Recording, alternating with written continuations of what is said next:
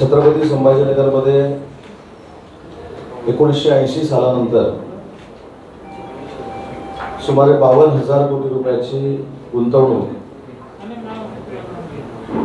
ही Kirloskar, Toyota, JSW, author आणि जुब्रिकलच्या माध्यमातून त्या परिसरामध्ये होणार आहे। या 4 प्रकल्पातून सुमारे 10 ते 15,000 लोकांना रोजगार मिळणार आहे। ज्यांनी ही गुंतवणूक छत्रपती संभाजीनगरमध्ये केली त्या कंपन्यांच्या मॅनेजमेंटचा सत्कार आज मसियानं छत्रपती संभाजीनगरला ठेवला होता आणि त्या सत्कार समारंभासाठी मी त्या ठिकाणी उपस्थित होतो। दुसरी एक महत्त्वाची बाब जी मला निदर्शनाला आणून द्यायची आहे की लोकसभेमध्ये राजकीय फेक नरेटिव्ह जसा सेट करण्याचा प्रयत्न काही लोकांनी केला, तसाच या प्रकल्पांच्या बाबतीमध्ये या मराठवाड्यामध्ये करण्याचा काही लोक बालिश प्रयत्न करत आहेत। आणि ही गुंतवणूक विधानसभेच्या निवडणुकीच्या तोंडावर केलेली असल्यामुळं ही होऊ शकत नाही अशा पद्धतीची बदनामी सरकारची करण्याचा काही लोकांचा डाव आहे। आणि म्हणूनच जे कंपनीचे मॅनेजमेंटचे लोक होती त्यांनी छत्रपती संभाजीनगरमध्ये येऊन स्पष्ट सांगितलं की आम्ही जागा देखील घेतलेल्या आहेत आणि आम्ही 52,000 कोटीची इन्व्हेस्टमेंट ही ऑरेंज सिटीमध्ये आम्ही करणार आहोत। या संदर्भात शेतकऱ्यांचे जे काही प्रश्न होते ते देखील आज सोडवण्यामध्ये आम्हाला यश मिळालं। इंडस्ट्रियलिस्ट जे होते त्यांच्याशी देखील चर्चा झाली। या परिसरातील मुलांना आणि मुलींना रोजगार मिळण्यासाठी त्याला जे क्वालिफिकेशन आवश्यक आहे त्याचं ट्रेनिंग द्यायचा निर्णय देखील या 4 कंपन्यांनी घेतलेला आहे। स्मॉल स्केल जे डेव्हलप होणार आहे, जी इकोसिस्टम डेव्हलप होणार आहे ती कशा पद्धतीने करायची, त्याच्यामध्ये काय उद्योगधंदे असले पाहिजे, मोठ्या प्रोजेक्टना कशाची आवश्यकता आहे याचं मार्गदर्शन करून देखील ट्रेनिंग हे 4 कंपन्या छत्रपती संभाजीनगरमधल्या स्मॉल स्केल इंडस्ट्रीच्या लोकांना देणार आहे। मला असं वाटतं की हे प्रकल्प सुरू झाल्यानंतर किंवा याची कामं सुरू झाल्यानंतर एक आर्थिक क्रांती या संपूर्ण परिसरामध्ये होईल आणि अजूनही येणारे जे प्रकल्प आहेत हे पुढच्या काही दिवसामध्ये मराठवाड्यामध्ये येतील किंवा महाराष्ट्रामध्ये येतील। मी आता देखील चर्चा करत असताना सांगितलं की मराठवाड्यामध्ये असलेली ही इन्व्हेस्टमेंट जी आहे अशीच इन्व्हेस्टमेंट पुढच्या 8 ते 10 दिवसामध्ये सुमारे 1 लाख कोटीची अजून महाराष्ट्रामध्ये येऊ घातलेली आहे आणि त्याचे MOUs देखील कोकण असेल, पश्चिम महाराष्ट्र असेल, विदर्भ असेल, उत्तर महाराष्ट्र असेल या संपूर्ण परिसरामध्ये आम्ही करणार आहोत। आणि आजच्या कार्यक्रमामध्ये सरकारला एक मानपत्र उद्योजकांनी दिलं। हे उद्योग मंत्री म्हणून मला दिलं, पण ते मी माझं समजत नाही। ते जे मानपत्र आहे ते सरकारचं मानपत्र आहे आणि त्या मानपत्रामध्ये असं लिहिलेलं आहे की 52,000 कोटी रुपयाची मराठवाड्यामध्ये इन्व्हेस्टमेंट आणल्यामुळं या संपूर्ण परिसरामध्ये औद्योगिक क्रांती होणार आहे।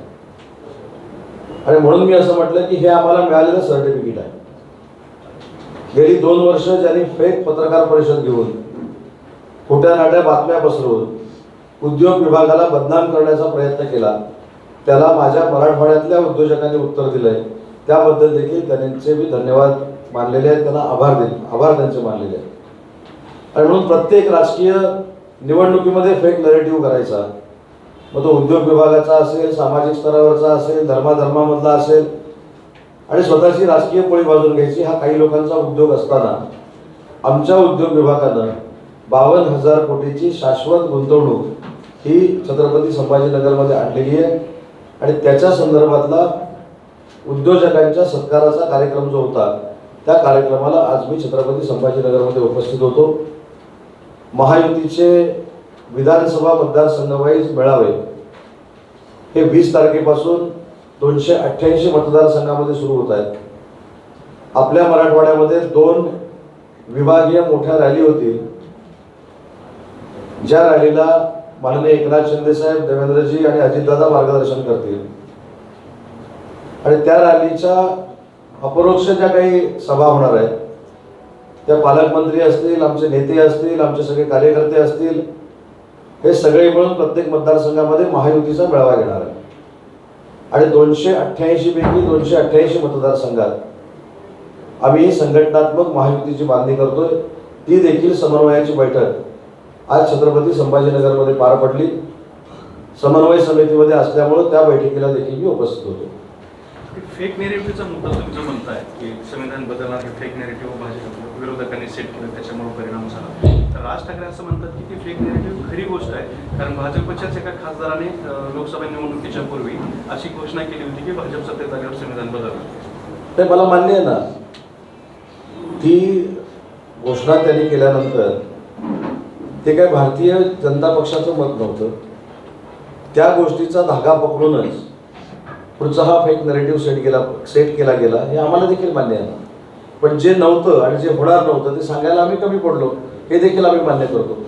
आणि म्हणूनच छत्रपती संभाजीनगरमध्ये जी 52,000 कोटीची इन्व्हेस्टमेंट आलेली आहे याच्यावर परत कोणी आक्षेप घेऊ नये, याच्याबद्दल खोटं नाटक कोणी बोलू नये, यासाठीच उद्योगमंत्री म्हणून आज मी इथं आहे. उद्योगाबाबत काय फेक नरेटिव्ह मी तुम्हाला सांगितलं लोकसभेच्या निवडणुकीमध्ये वेदांता फॉस्कॉन गेला, एअरबस गेला, बीडीपी गेला, कुठेही काय गेलेलं नाही. बीडीपी आजही रायगडमध्ये होतोय.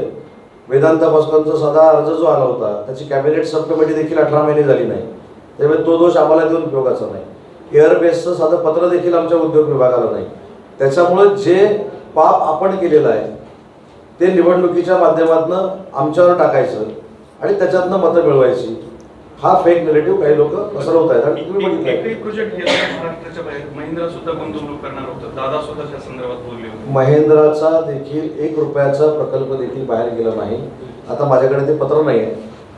महिंद्राने स्वतः पत्र दिलं की अशा पद्धतीचं, आणि आम्हाला पत्र नाही दिले, ते स्टॉक एक्सचेंजनं पत्र दिलं की अशा पद्धतीची काही न घडलेली बातमी, खोटी बातमी पसरवण्याचा प्रयत्न काही लोक करतायत. एका आर्टिकलमधनं ते आलं आणि त्या आर्टिकलमधलं जे वाक्य आहे ते काही लोकांनी उचललं अतिउत्साही, आणि त्यांनी पत्रकार परिषद घ्यायला सुरुवात केली. आणि त्याला उत्तर मी नाही दिलं, त्याला उत्तर महिंद्रा आणि महिंद्रानंच दिलंय. असं म्हणाले आणखी कुठला तरी एक प्रकल्प गुजरातला घेऊन जात आहे, कुठला आहे त्यालाच विचारा. पण तुम्हाला दुसरी एक गंमत सांगतो. वडेट्टीवार साहेबांना मला एक विनंती करायची आहे. चंद्रपूरच्या बाजूला गडचिरोली आहे. फक्त गडचिरोलीमध्ये महाराष्ट्र शासनाच्या मार्फत जी आम्ही MIDC केलेली आहे त्याच्यामध्ये किती इन्व्हेस्टमेंट होते हे जरा एकदा बघून यावं. त्याची आकडेवारी मी तुम्हाला सांगतो. आजपर्यंत गडचिरोली हा नक्षलवादी जिल्हा आहे असं ओळखलं जायचं, पण मी दाव्यानिशी सांगतो 1 वर्षानंतर गडचिरोली उद्योग नगरी आहे असं ओळखलं जाईल.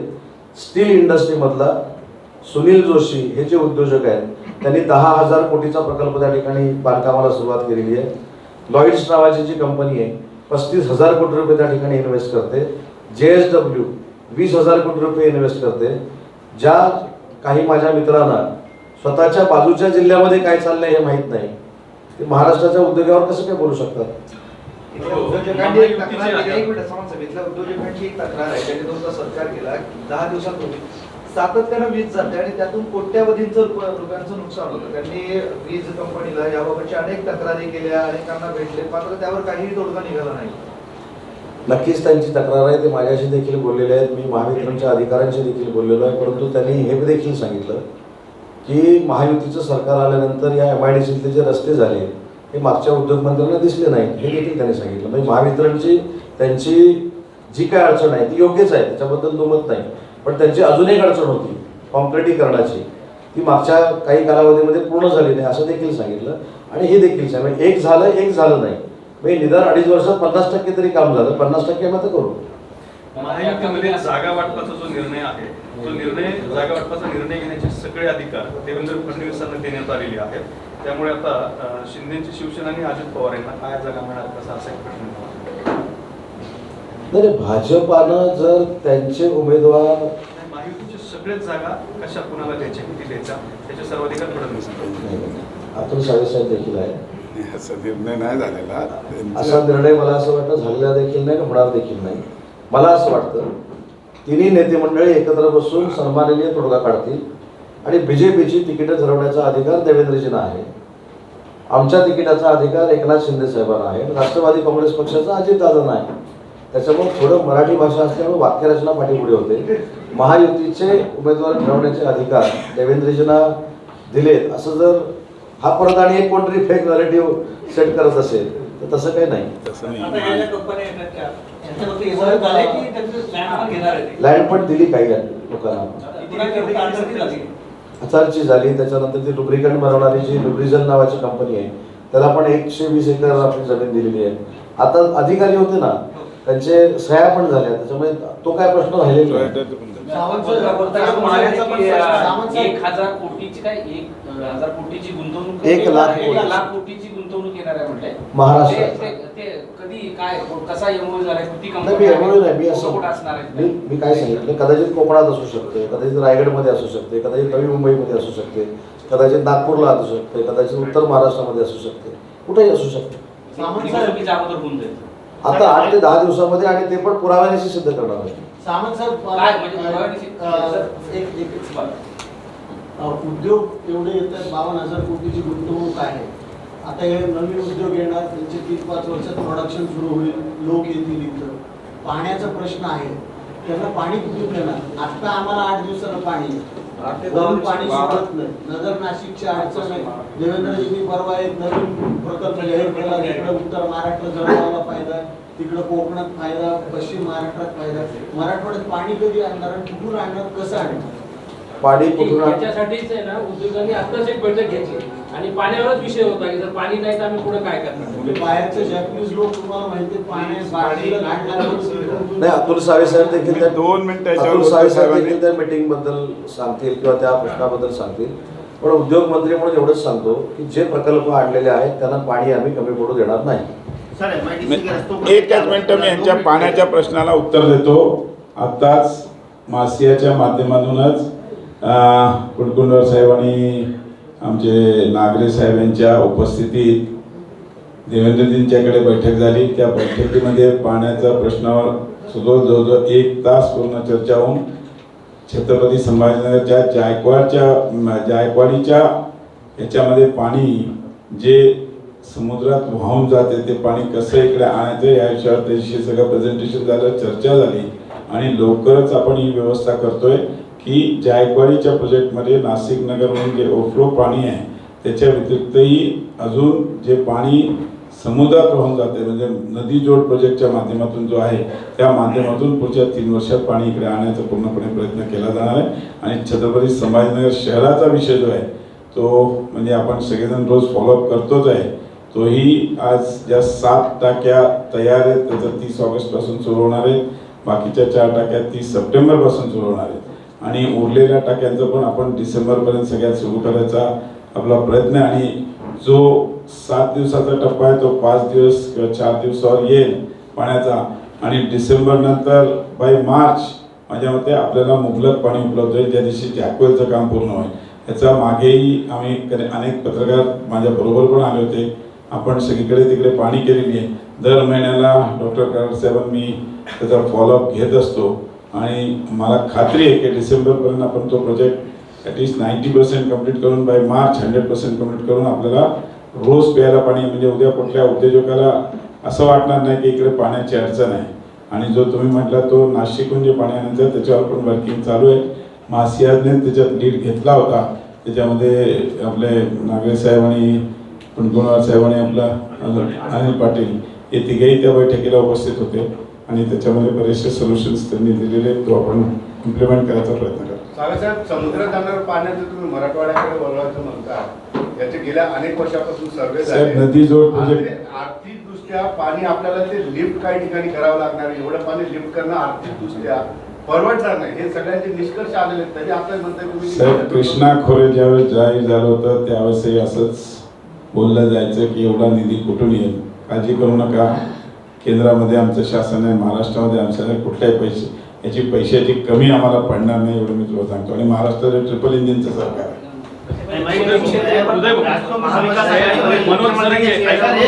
मनोज जरंगे आणि शरद पवारांनी म्हटलं की मनोज जरंगे आणि छगन भुजबळ या दोघांनी एकत्र बसून तोडगा काढावा, आम्ही सहकार्याच्या भूमिका घेऊ असं त्यांचं वक्तव्य. तर ह्याच्यामध्ये नवीन काय आहे? तसं केलं पाहिजे.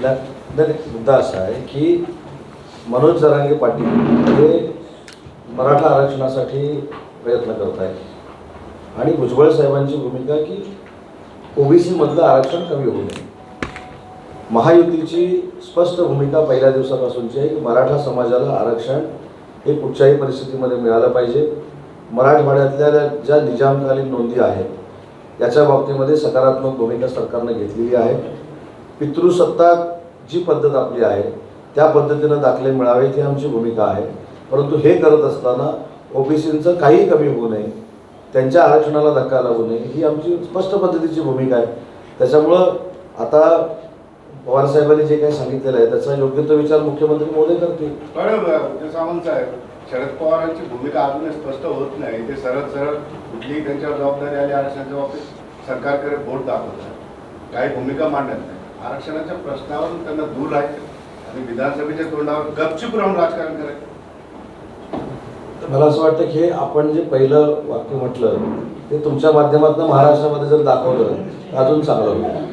मी विधानसभेच्या अधिवेशनापासून एक प्रश्न विचारतोय महाविकास आघाडीला की मराठा आरक्षण हे ओबीसी मधनं द्यायचं की नाही, होय की नाही, ह्याचं उत्तर द्या ना.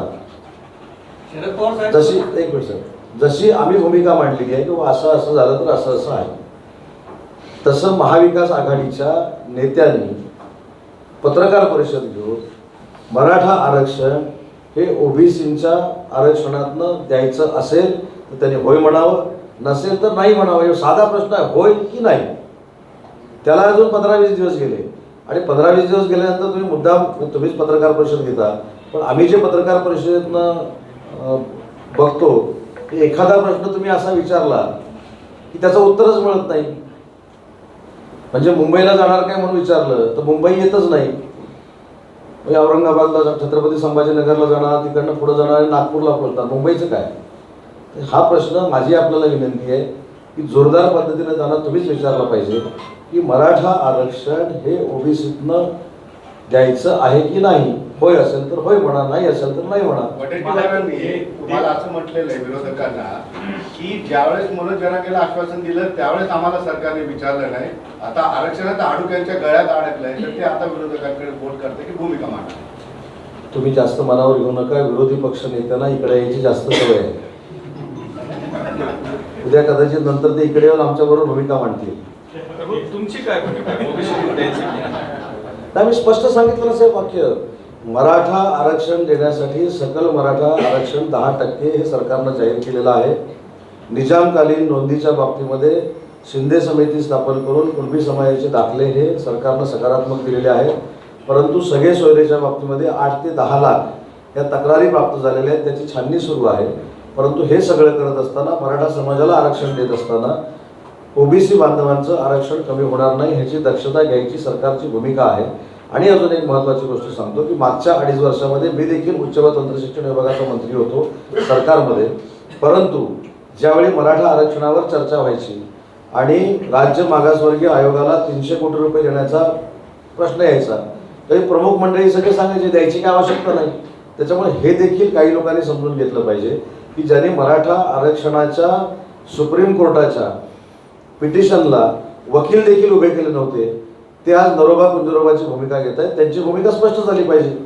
कारण देवेंद्रजींनी दिलं आरक्षण हे हायकोर्टामध्ये टिकलं, त्याच्यानंतर सुप्रीम कोर्टामध्ये देखील 1 वर्ष टिकलं, मग त्याच्यानंतर का टिकू शकलं नाही हा देखील प्रश्न विचारला पाहिजे ना. आणि शेवटचं मॉरल ऑफ द स्टोरी काय की मराठा समाजाला ओबीसी मधनं आरक्षण द्यायचं आहे की नाही, होय की नाही एकदा सांगून टाका ना. हीच आमची भूमिका आहे. ते पण म्हणतात ओबीसीच्या आरक्षणाला धक्का नाही लागला पाहिजे. जे विरोधक आहेत ते पण म्हणतात की ओबीसीच्या आरक्षणाला धक्का नाही लागला पाहिजे आणि मराठा समाजाला पण आरक्षण भेटलं पाहिजे. तुमची पण भूमिका तीच आहे. सत्ताधारी तुम्ही आहात, देणारे तुम्ही आहात, मग विरोधक भूमिका जाहीर करून त्यातून काय सांगतो? आमची भूमिका स्पष्ट आहे ना. आमची भूमिका स्पष्ट असताना विविध आंदोलकांकडे जाऊन वेगवेगळ्या मागण्याची काही लोक करतायत आणि जाती जातीमध्ये तेढ निर्माण करतायत, धर्माधर्माच्या भिंती उभ्या करतायत. त्यांच्यासाठी आम्हाला विनंती आहे आणि हा मार्ग काढण्यासाठी मुख्यमंत्री महोदयांनी मीटिंग बोलवलेली होती. मग त्या मीटिंगला का कोण आले नव्हते? त्याच्यामुळं मला असं वाटतं की प्रचारासाठी आणि मतासाठी जाती धर्मांचा वापर कोणी करू नये, आंदोलनांचा वापर करू नये, कारण शेवटी याचे परिणाम पुढच्या 3 पिढ्यांवर राहणार आहेत, याची देखील दक्षता घेतली पाहिजे.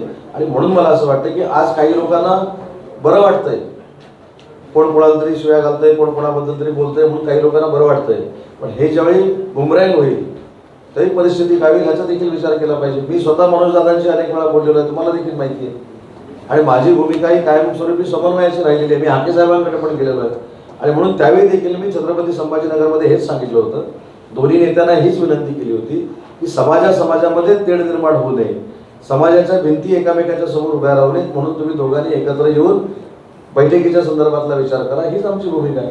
डेडलाईन संपते, मनोज जरांगेंनी ती 13 तारीख दिली, ती डेडलाईन उद्या संपते, सरकार त्यांना भेटणार का शिष्टमंडळ करणार? तर याबद्दल मला असं वाटतं की मनोजजी आंदोलन म्हणून मॅच्युअर्ड पद्धतीने करतायत, त्यांना सगळ्या गोष्टीचा अनुभव आहे. सरकार नक्की काय काय करतंय, मराठा समाजासाठी काय काय करतंय हे सगळं त्यांना माहिती आहे. त्याच्यामुळे त्यांची भूमिका सरकारशी जर चर्चा करायची असेल तर सरकार देखील चर्चा करेल. वडेट्टीवार सकाळी असं म्हणाले की मनोज जरांगेची मागणी 100% कोणीही पूर्ण करू शकत नाही, असं त्यांचं वाक्य आहे. कोणीही पूर्ण करू शकत नाही, आमचं जरी सरकार आलं आणि हे मग चांगलं आहे ना. जर विजय विजय वडेट्टीवार साहेबांनी विरोधी पक्षनेते म्हणून ही जर खरी भूमिका मांडलेली असेल तर ती खरोखरच स्वागतार्थ आहे, कारण खरं कोणीतरी सांगितलं पाहिजे. ज्या काही मागण्या केल्या जात आहेत ह्या पूर्ण करण्याच्या ज्या आहेत त्या आम्ही करण्याचा प्रामाणिकपणाचा प्रयत्न करतो, आजही करतोय. मध्ये देखील 7-8 दिवसापूर्वी शिंदे समितीची मुदत आम्ही वाढवून दिलेली आहे. त्याच्यामुळं मनोजदादांचं कुठं ऐकायचं नाही आणि त्यांच्या विरोधात कुठेतरी काही करायचं ही सरकारची भूमिका नाही. लक्ष्मण हाकेंचं ऐकायचं नाही आणि त्यांच्या विरोधात काहीतरी करायचं ही आमची भूमिका नाही. दोन्ही समाजामध्ये तेढ निर्माण न होता त्यांची सामाजिक कामं करणं ही सरकारची जबाबदारी आहे आणि ती एकनाथ शिंदे साहेबांच्या नेतृत्वाखाली, देवेंद्रजींच्या आणि दादांच्या नेतृत्वाखाली आम्ही प्रामाणिकपणानं पार पाडतो. नाही, मी सांगितलं ना, परत एकदा वाक्य वाचून दाखवतो. नाही, परत एकदा वाक्य सांगतो, त्याच्यानंतर तुम्ही अर्थ काय घ्यायचा तो घ्या. मी असं नाही, मी वाक्य सांगतो नाही. मग आमच्या पहिल्या दिवसापासूनची भूमिका ही आहे ती सांगतो. पहिल्या दिवसापासून भूमिका अशी आहे की आम्ही मराठा समाजाला आरक्षण देणार नाही, आम्ही देऊन दाखवलेलं आहे 10%. याचा अर्थ मराठा समाजाला आरक्षण दिलं की नाही? निजामकालीन नोंदीवर आम्ही अभ्यास करून कुणबी प्रमाणपत्र देणार ही दिली की नाही? शिंदे समितीची मुदतवाढ वाढवणार आम्ही वाढवली की नाही? परंतु सगळे सोयरीच्या बाबतीमध्ये साहेब हे विश्लेषण का केलं पाहिजे? हा नुसता त्यांच्यासाठी होईल की नाही, कारण ते राजकारण खेळतात, आम्ही राजकारण खेळत नाही. आम्ही त्याला प्रश्न का विचारतोय? कारण ते राजकारण करतायत जातीपातीचं आणि जातीमध्ये वाद लावतायत, ते आम्हाला नकोय म्हणून त्यांना आम्ही हा प्रश्न विचारलेला आहे. आणि म्हणून ओबीसीचं आरक्षण हे कमी होऊ नये हीच आमची भूमिका आहे ना. उद्धव ठाकरे म्हटले की आरक्षणाची मर्यादा वाढली पाहिजे, त्यासाठी सरकारने सरकार केंद्र सरकारला एकाच विचाराचे आहे की का प्रयत्न आणि हा प्रश्न केंद्र सरकार आरक्षणाचा विषय हे अनेक टप्प्यावर अनेक मुख्यमंत्री असताना निर्माण झालेला विषय आहे. त्याच्यामुळे त्यांच्याकडे देखील राज्याचं मुख्यमंत्रीपद हे 2.5 वर्ष होतं. त्यावेळी काय काय झालं हा देखील अभ्यास करावा लागेल ना. केंद्र सरकारकडे हा निर्णय आहे की राज्य सरकारकडे आहे किंवा राज्य मागासवर्गीय आयोगाकडे आहे, या संदर्भातले सगळे सकारात्मक निर्णय हे राज्याने घेतलेले आहेत. आमची भूमिका ही स्पष्ट आहे की महाराष्ट्र शांत राहिला पाहिजे, समाजामध्ये वाद निर्माण होता कामा नये. धन्यवाद.